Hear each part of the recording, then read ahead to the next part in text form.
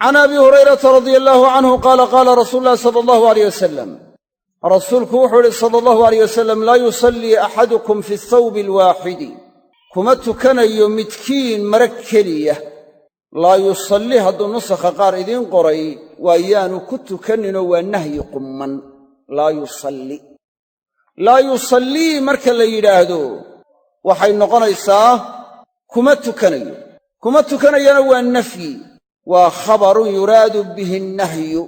siiqadu waa khabar ama waa nafyi macna ahaanna looga jeedo nahyi looga jeedo oo u dhacaya yaanu ku tukannin nafyun yuraadu bihi annahyu laa yusallii kuma tukanayo yacnii yaanu ku tukannin axadukum midkiin fi thawbi alwaaxidi mara keliya yaanu ku tukannin laysa calaa caatiqihi minhu shay xaal aan degtiisa maradaa wax ka midi aynay saarnayn yaanu ku tukannin ee ilaa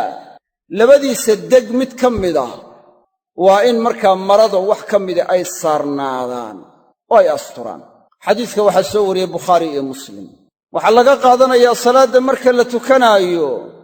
sida ugu wanaagga badan in lagu tukado oo la ysqurxiyo oo dhar la gashadoo la lebisto ilaahay baa la ishortaagayaa salaaddii waa in la isqurxiyaa yaa banii aadama khuduu ziinatakum cinda kulli masjid ubadkii aadamow ziinadiinniyo quruxdiinna soo qaata masjid kasta agtiisa soo qaata quruxdiinna saas aawadeed axsanu hay'a iyadoo lagu sugan yahay salaaddii waa in la galaa oo la tukadaa laa yusallii axadukumna waxaa loo jeedaa raggii ayaa loo jeedaa oo dumarkii dee jidhkoo dhan inay asturaan markay tukanayaan marka laga reebo labada kaf iyo wejiga mooye inta kaleoo dhan inay asturaan ayaa saaran oo iyagoo jidhkoodii wax ka midii muuqanayaan aan wejigiiyo labada kaf ahayn inay tukadaan ma aha waa inay ilaa addimada qariyaan yacnii gacmaha markaa waxabay qariyaan oo dhudhummadu aynay muuqannin jidhka kalena saasi leh weliba culammada qaarkood waxay yidhaahdaan gabadhu markay tukanayso waa inay maryaheedoo dhan ku tukataa oo ilaa jilbaab ka gashataa caaisha radiallaahu canha wa ardaaha afqahu nisaa'i alcaalamiin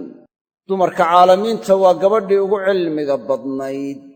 shakina kuma jiro dumarka ummaddan ummatu muxammad inay tahay tii ugu cilmiga badnayd inay tahay caaisha wax shakiyo ku jira ma jiro oo gabadh la cilmiyoo la fiqhiya iska daa mid ka cilmi badan oo ka fiqhi badane may imannin mana iman doonto sidaas aawadeed bay masaa'il badan ku qabsan jirtay saxaabada qaarkood culammada qaarkood waxay allifeen kitaab la yidhaahdo sida zarkashi oo kale mastadrakathu caa'ishatu cala asaxaaba waa risaalo door ah masaa'il fara badan baanu ku soo aroorinaya daa'ifo yar oo culammada ka mida waxay yidhaahdeen maryama bintu cimraan nebiyad bay ahayd bay yidhaahdeen koox yar baa sidaa ku tagtay jamaahiirta culammadu ma qabaan haddii lagu socdo qowlkoodaas oo la yidhaahdo nebiyad bay ahayd maryama bintu cimraan marka waxay noqonaysaa iyadu inay caaisho ka cilmi badnayd waayo cidda nebi ahi waa ka aqoon badan yahay cidda aan nebi ahayn laakiin saxiix ma aha qowlkaasiyo sida qawigee jamaahiirta culammadu ku tageen waxay tahay inaan dumarka wax nebiyi ka soo bixin marnaba ee nebiyada raggunbay ka soo bixi jireen gabadh nebiyada lama arag lamana arki doono culammada qaarkoodna ijmaac bay mas'aladaa ku sheegeenoo waxay yidhaahdeen waa biijmaaci ahlilcilm daa'ifa culammada ka mida ijmaacaa soo raray wax daliiloo caddaynayaana ma jiro gabadh nebiyad laga dhigay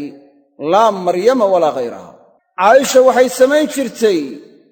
maryaheedoo dhan bay ku tukan jirtay waxayna tidhi gabadhu maryaheedoo dhan waa inay ku tukataa hadday tahay waxay gashan tahay hadday tahay khimaarka hadday tahay jilbaabka dhammaan maryaheedoo dhan waa inay ku wada tukataa culammada qaarkoodna waxay qabaan inay taasi waajib tahay sidaas aawadeed in waxa weeye jilbaab la'aan gabadhu ay tukato ma ahee waa inay jilbaabka xidhataa markay tukanayso oo jidhkeeda si fiican ay u asturtaa raggii cawradoodu waxa weeye waa maa bayna asurati waalrukbatayn xundhurta iyo labada ruug waxa u dhaxeeya ayaa ragga cawra ah xundhurta iyo labada ruug waa la qarinayaa oo raggu waa inay qariyaan. waxay kaloo ku darayaan garbahoodana waa inay wax saaraan, ama labadaba ha saaraan ama mid ahaan cala alaqalli ha saaraan oo ha ku jeeni qaartaane. wakhtigii nebiga sala allahu alayh wasalam nebiga iyo saxaabadu garama may xidhan jirin ee khaalibka waxay samayn jireen inay ay xagga sare saaraan. go'aana wakhtiyada qaarkood waa ku jeeni qaaran jireen, wakhtiyada qaarkoodna dee khamiis bay gashan jireen iyo wax la mida. marka haddaanu ruuxu qamiis iyo shaadh iyo waxba aanu soo gashannin, cala alaqalli waa inuu maro iska saaraa, halkaa garbaha markaa u saaraa, ama labada garab mid ahaan saaraayo ku jeeni qaartaa.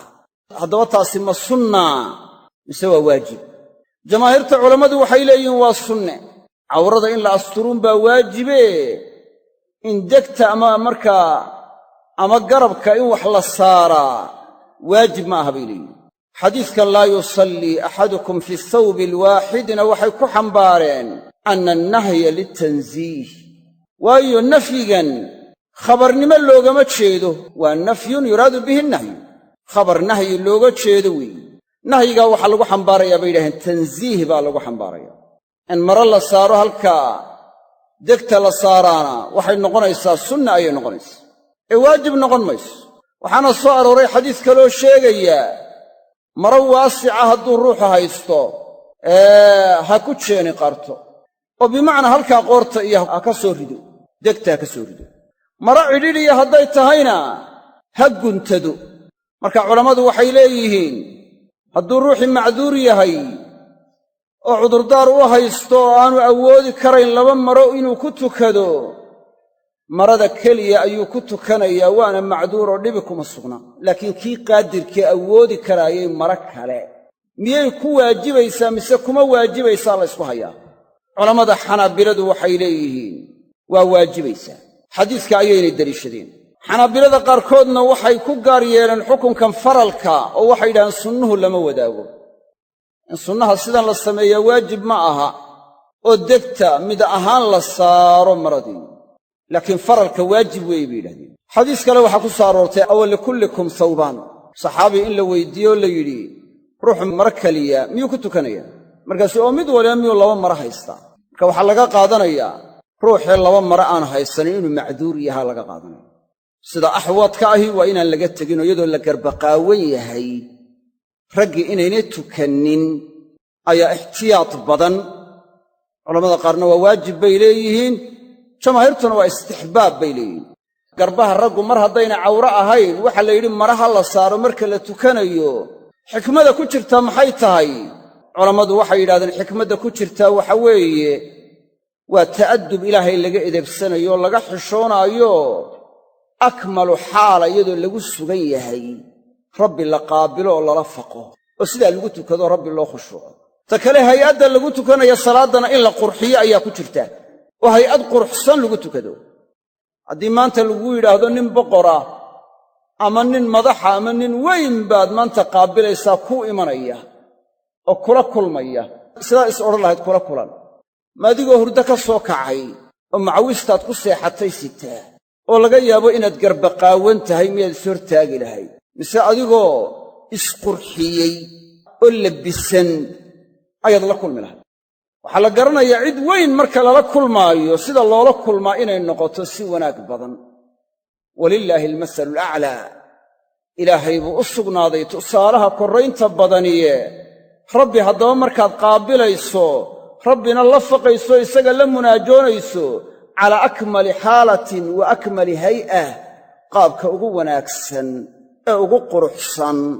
waa inaad markaa ku tukataa oo ku qaabishaa.